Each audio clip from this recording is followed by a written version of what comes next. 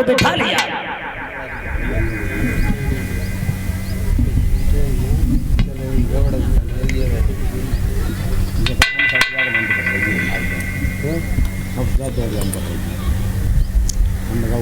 ये रजनी यादव, ये रजनी यादव कैमापुर के रहने वाले हैं। उनकी तरफ से 51 रुपए का पुरस्कार आया है और लिखा है कि बेटे का जगत में मान, बेटी का कोई मान नहीं। चलो सुनाएंगे सुनाएंगे, थोड़ी कथा आगे बढ़ जाने दो, जरूर सुनाएंगे। जब देव ऋषि नारद को हंसी खुशी से बैठा लिया,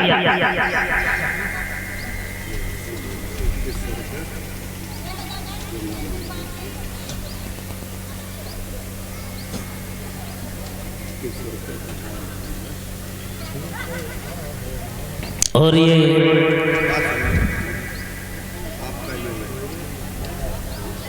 हम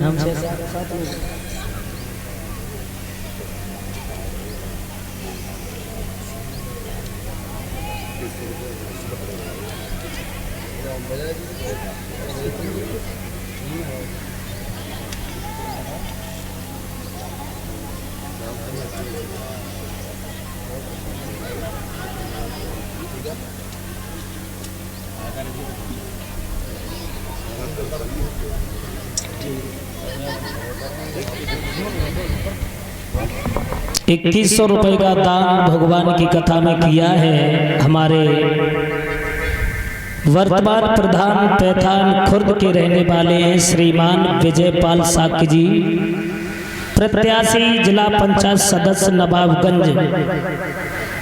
2100 रुपये भगवान की कथा में दान किया है और 2100 रुपये हमें देकर के सम्मान किया है और 100 रुपये हमारे सभी साथियों को देकर के सम्मानित कर रहे हैं। भगवान से कामना करते हैं ऐसे भक्तों को दीर्घ आयु हो, समाज का सम्मान मिले, धन दौलत से भंडार भरे रहे, धर्म क्षेत्र में यूं हाथ अग्रसर होते रहे। नेताजी के लिए जोरदार तालियों से स्वागत। तेजी से भगवान से कामना करते हैं ऐसे भक्तों को समाज का सम्मान मिले, धन दौलत से भंडार भरे रहे। आने वाले समय में भगवान इनकी हर मनोकामना पूर्ण करता रहे। श्रीमान विजयपाल साक्य जी की बोलिए गोविंद भगवान की जय हो।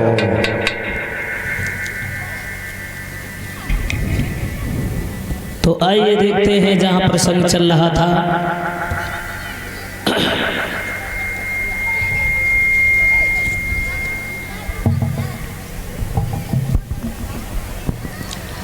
जब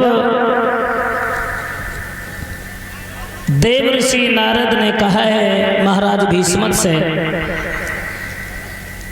कि तुम्हारी लड़की की दिन दशा बहुत अच्छी है और तुम्हारी लड़की की शादी होगी भगवान श्याम सुंदर के साथ में, भगवान कन्हैया के साथ में। जो ये सुना तो बहुत खुश हुए हैं महाराज भीष्म बाजीबा, हमारे घर में हमारे दामाद बन के भगवान श्याम सुंदर आएंगे तो हमारा जीवन सुधर जाएगा, हमारा खानदान पवित्र हो जाएगा। बहुत खुश हुए।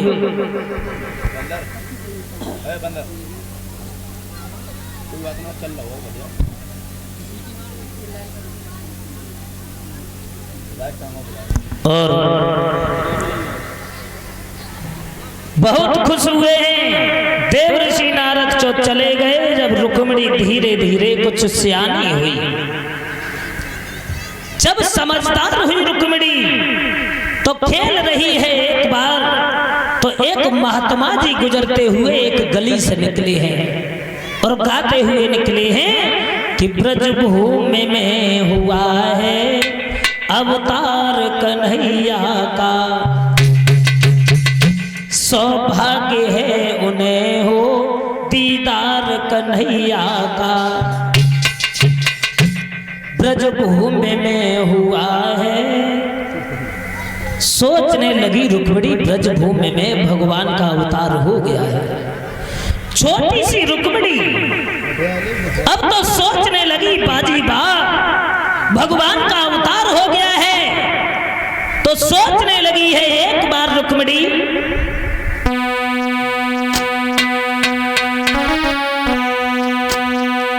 कि सोचने लगी रुक्मिणी मन में और जीवन दिन व्यर्थ हो रहे हैं।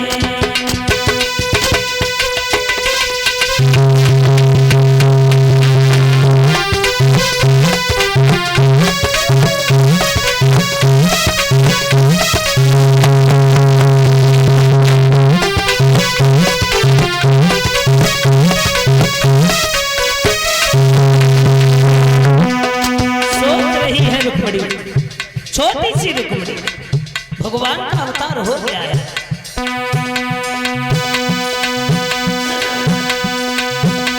सोचने लगी पिटिया और जीवन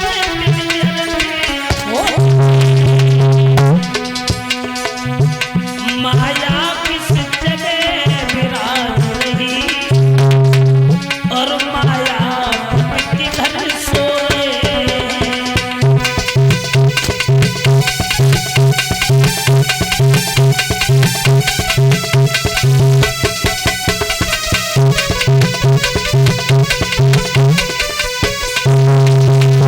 सोच रही है रुक्मिणी भगवान का अवतार हो गया, अब तो जहां भी जाती है वह भगवान की कहानियां कहती है, भगवान की चर्चा कहती है। बैठी है रुक्मिणी चलते फिरते उठते सोते श्री कृष्ण चंद्र सखियन में चर्चा छिड़ जावे तो हरि के गीत सुनाने लगी।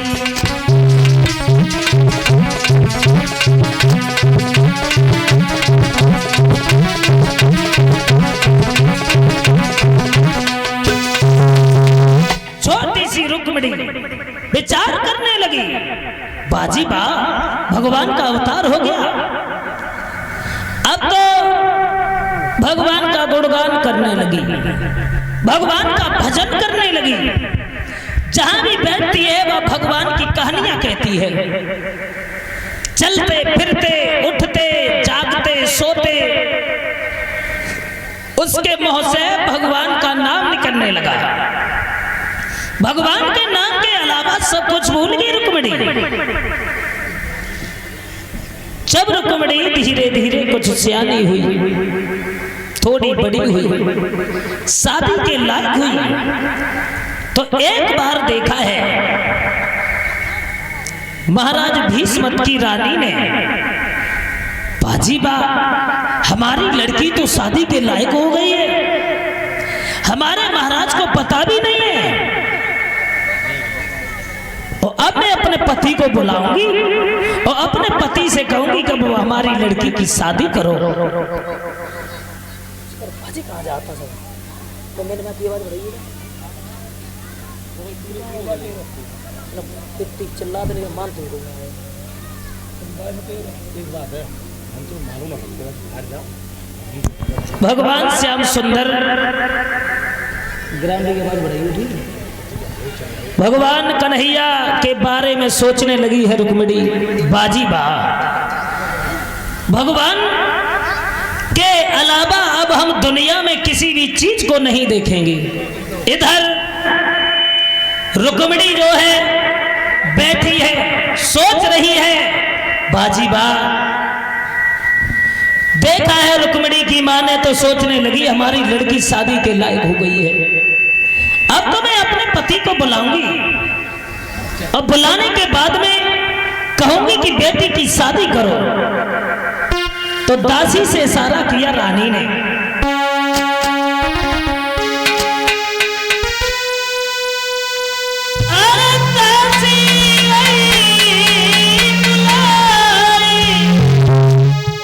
और कहीं समझ आए चली निकल जारी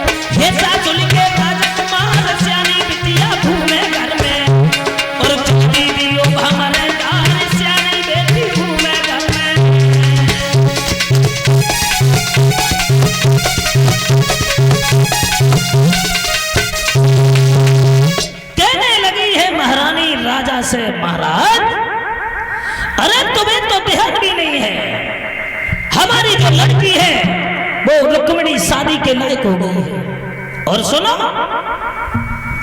हमने तुम्हें इसलिए बुलाया है कि रुक्मिणी के लिए कोई सुंदर लड़का देखो, अच्छा व्यवहार हो, देखने में अच्छा हो। और तुमने तो देखी नहीं है, अब हमारी लड़की शादी के लायक हो गई है। महाराज भीष्मत कहने लगे हैं, रानी तुमने तो हमारी आंखें खोल दी।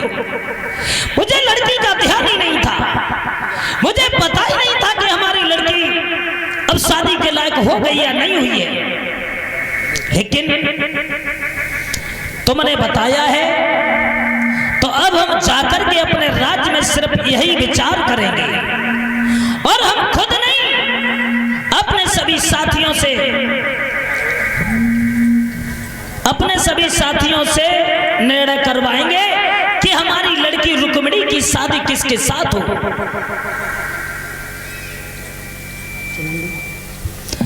उसी समय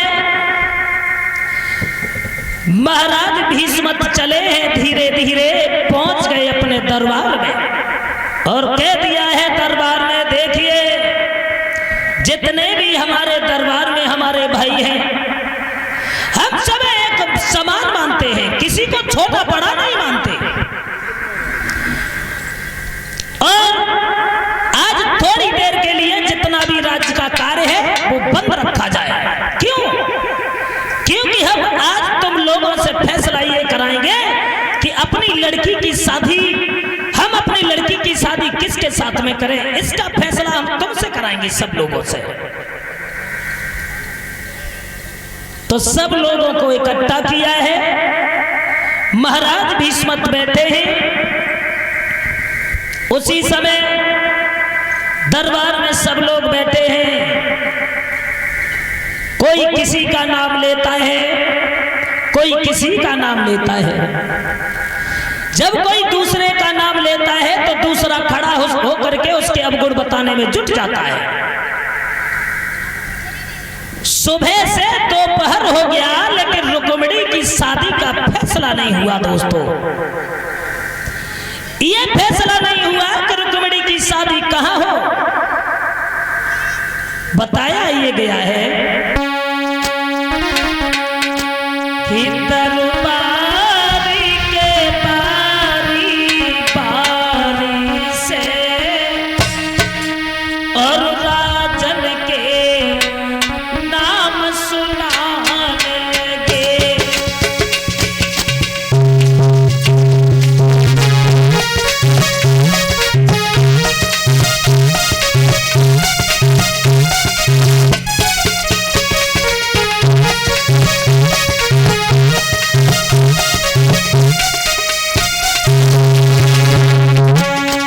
सुबह से दोपहर हो गया लेकिन यह फैसला नहीं हुआ कि हमारी महाराज भीष्मत की लड़की रुक्मिणी की शादी किसके साथ हो।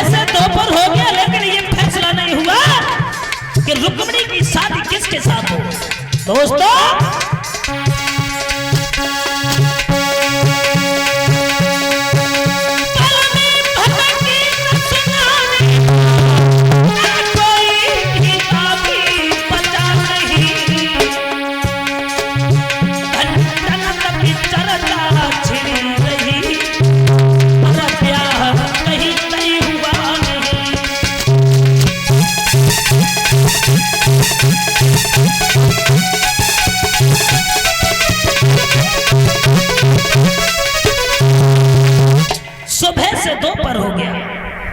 लेकिन यह फैसला नहीं हुआ कि रुक्मिणी की शादी किसके साथ हो। कोई किसी का नाम लेता है तो दूसरा खड़ा हो करके उसके अवगुण बताने में जुट जाता है।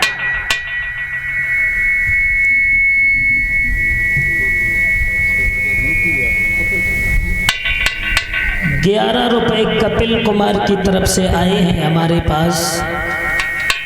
भगवान से कामना करते हैं ऐसे भक्तों को समाज का सम्मान मिले, धन दौलत से भंडार भरे रहे, धर्म क्षेत्र में यूं हाथ अग्रसर होते रहे।